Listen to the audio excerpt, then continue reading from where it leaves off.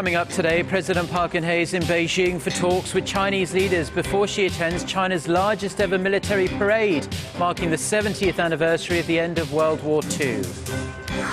Washington's top defense official warns North Korea against launching further provocations, saying the United States and South Korea have more than enough firepower to overwhelm the regime. Plus, after a couple of months to forget, following the recent MERS outbreak, Korea's department stores are reporting an influx of Chinese tourists eager to spend their vacation money. Stay tuned for these stories and more.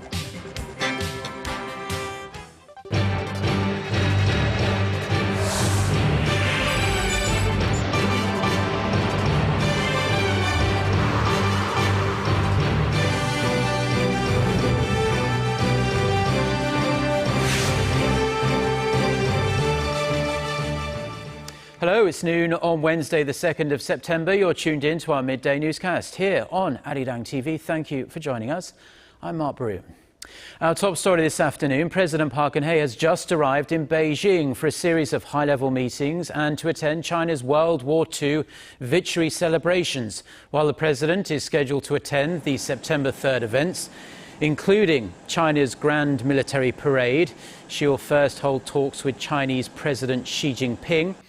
The leaders are expected to sit down within the next hour or so. President Park is expected to call on Beijing to actively persuade North Korea to change course on its nuclear program and move towards improving inter-Korean ties.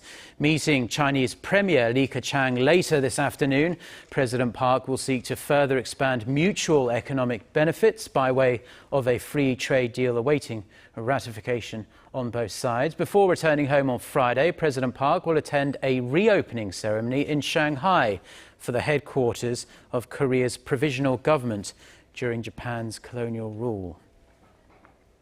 North Korea appears to be going back on promises made during the landmark inter-Korean agreement reached last week. The North's National Defense Commission said Wednesday that South Korea is interpreting the North's words to its own advantage and warned such actions could sap their relations. Pyongyang had expressed regret over the recent landmine explosion that left 2 South Korean soldiers seriously injured, which Seoul considers equivalent to an apology by international standards. In response to the North's claim that regret does not mean apology, South Korea's Unification Ministry says it's not the time to quarrel and urged Pyongyang to adhere to the agreements. The United States has a clear message to North Korea following its recent military confrontation with the South. Washington's defense chief says Pyongyang should consider the military power of the US and its allies if it chooses to act out again. Kim Ji-yeon reports. U.S. Defense Secretary Ashton Carter warned North Korea Tuesday that it would have no chance if it attacks South Korea. In a webcast event with U.S. troops stationed around the world, Carter said the North should understand the consequences of any provocation and noted the real possibility of war breaking out on the Korean peninsula. We need to make sure that the North Koreans always understand that any provocation with them will be dealt with and that they stand no chance of defeating us and our allies in South Korea. Probably the single place in the world where war could erupt at the snap of our fingers. Carter's remarks come a little over a week after inter-Korean tensions flared to levels unseen in years. The two Koreas ended a military standoff that triggered an exchange of artillery fire after Seoul reinstated its propaganda broadcast in retaliation for the North's landmine blast that seriously wounded 2 South Korean soldiers. Seoul and Pyongyang are technically still at war since the Korean War ended in a truce rather than a peace treaty. Kim Ji-yeon, Arirang News. The head of South Korea's ruling party has emphasized that labor market reforms are a prerequisite for making headway on other reform drives. During his parliamentary address on this Wednesday, Kim Moosung reiterated the goal of labor market reforms is to create more jobs for young people and to foster corporate investment by reducing labor costs. He added that lessening the gap between regular workers and non-regular workers would ease job insecurities and stabilize the people's livelihoods. Stressing the urgency of reforms, Kim cited World Economic Forum statistics that ranked Korea's national competitiveness 26th among 144 countries, but its labor market efficiency at a lowly 86th. More and more Chinese tourists are making the short flight across the West Sea now that Korea is MERS-free. The outbreak scared tens of thousands of Chinese away, but local retailers say sales are finally on the rebound after a summer everyone would rather forget. Kim Min-ji reports. They're back. The number of Chinese visitors shopping at Korea's department and duty-free stores is back on the recovery track after being hit hard due to the recent MERS outbreak. Industry officials say Chinese tourist spending is approaching levels seen last year. Lotte Duty-Free, the country's biggest duty-free chain, says its sales during the last week of August were down only 5% from the same period a year ago. Although sales have yet to return to normal, it's looking much brighter than the peak of the MERS scare in June and July, when sales slumped by up to 50%. However, market watchers say it's going to take time for sales figures to return to levels seen early this year. During the January to May period before MERS shook Korea's economy, the growth rate of sales to Chinese tourists stood at over 50% on year on average. In what could be a turning point for Korean retailers, China's calendar is packed with holidays from the end of September. China's Mid-Autumn Festival falls on the last weekend of September, and it's followed by a week-long National Day holiday, usually the peak season for Chinese tourists flocking to Korea.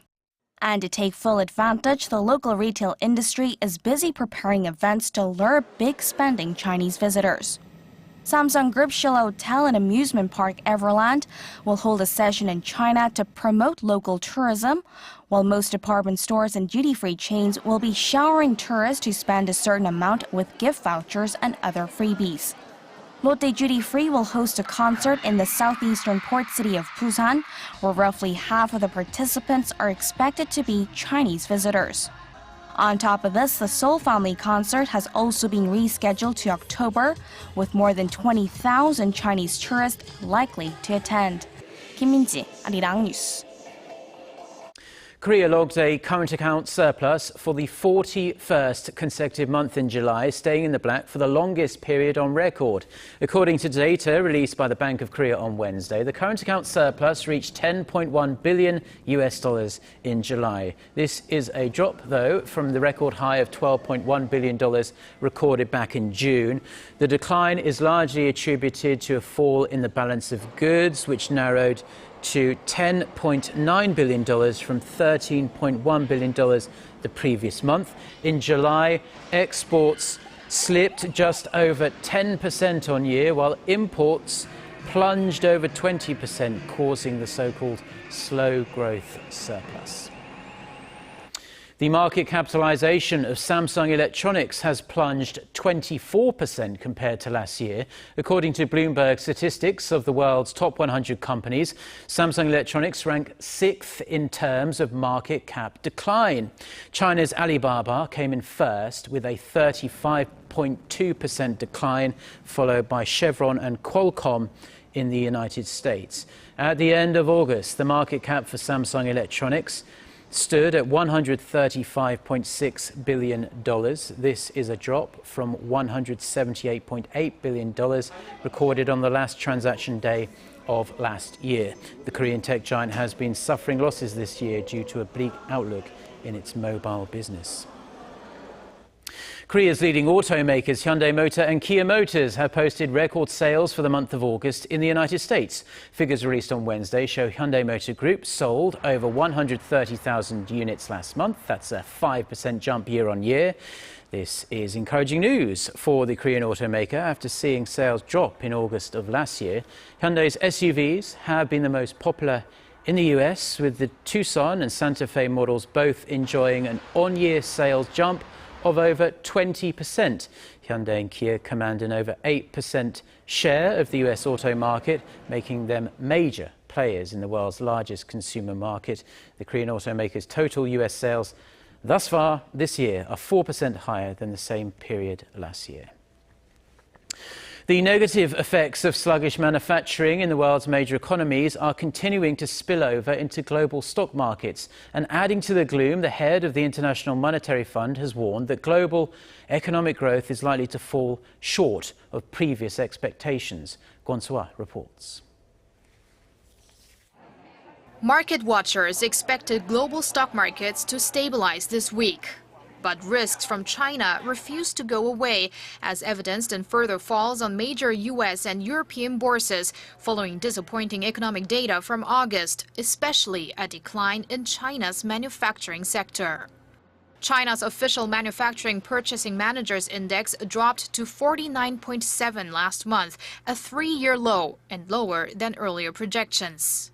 A figure below 50 suggests manufacturing activity is contracting.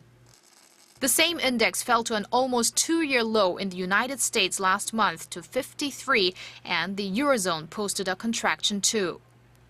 Slowing manufacturing, especially in China, means less demand for crude oil, adding to concerns that oil prices will drop even further. The worries are sparking fears of slower global growth as well. The head of the International Monetary Fund, Christine Lagarde, warned on Tuesday that global economic growth is likely to be weaker than earlier expected due to a slower recovery in advanced economies and a further slowdown in emerging nations. China, commodities, the monetary policy of the Fed could actually have a headwind effect on most economies, but particularly on emerging market economies, and could induce volatility as we have seen already and will continue to see a little bit. Lagarde acknowledged that China's economy is slowing as it transitions into more of a market-based economy. She also cautioned that the near future could be bumpy for emerging economies that are highly reliant on the world's second biggest economy for trade. And that would include Korea. The nation's exports to China in August nosedived 8.8% compared to the same month last year. Kwon So-ah, Arirang News. New research has shown that being overweight in midlife may speed up the onset of Alzheimer's disease. Researchers at the US-based National Institutes of Health checked the records of body mass index, a measure of weight to height, of nearly 1,400 participants for about 14 years. A statistical comparison showed that every extra BMI point at the age of 50 corresponded to an earlier onset of Alzheimer's by about 6.5 months. Health experts say maintaining a healthy BMI at midlife is likely to have long-lasting protective effects. The study was published in the journal Molecular Psychiatry on Tuesday. Weather experts say Korea will fall under the indirect effect of the El Nino weather pattern, which is expected to bring higher rainfall and milder temperatures to the peninsula this winter. The Korean Meteorological Administration said the mature and strong El Nino is now present in the tropical Pacific Ocean. It forecasts that the temperature of its surface waters will rise further in the latter half of the year to be more than 2 degrees Celsius hotter than average. The agency added that El Nino is expected to peak between October and January next year, warning that it could potentially be one of the strongest on record. The El Nino phenomenon is a climate disorder that occurs when the sea temperature of the mid-eastern part of the Pacific Ocean rises during winter.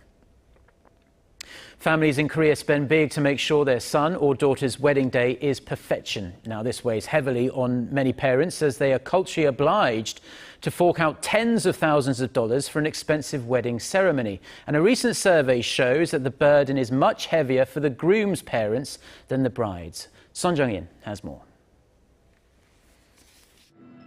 There is a sizable gap between a man and a woman when it comes to wedding costs, well, at least for their parents.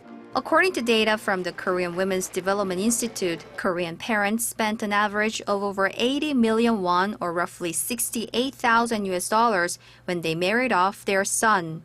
The average cost for daughters? Less than 60 million won, or $51,000. The Ministry of Gender Equality and Family released the data Wednesday following a survey of 1,200 parents and their adult children who tied the knot within the last 3 years. It's hard to find married couples who had a stereotypical Korean wedding ceremony without receiving any financial support from their parents. Only 10% of newlyweds said they paid for their special day entirely out of their own pocket. The survey shows that it's still a prevailing notion in Korea that it's the parents' responsibility to help pay for the wedding, especially when they have the ability to do so. That's not to say parents don't feel pressure covering the cost. Over 93% of the parents surveyed said they never expressed their stress over the wedding cost to their in-laws. 손정인, 아리랑 뉴스.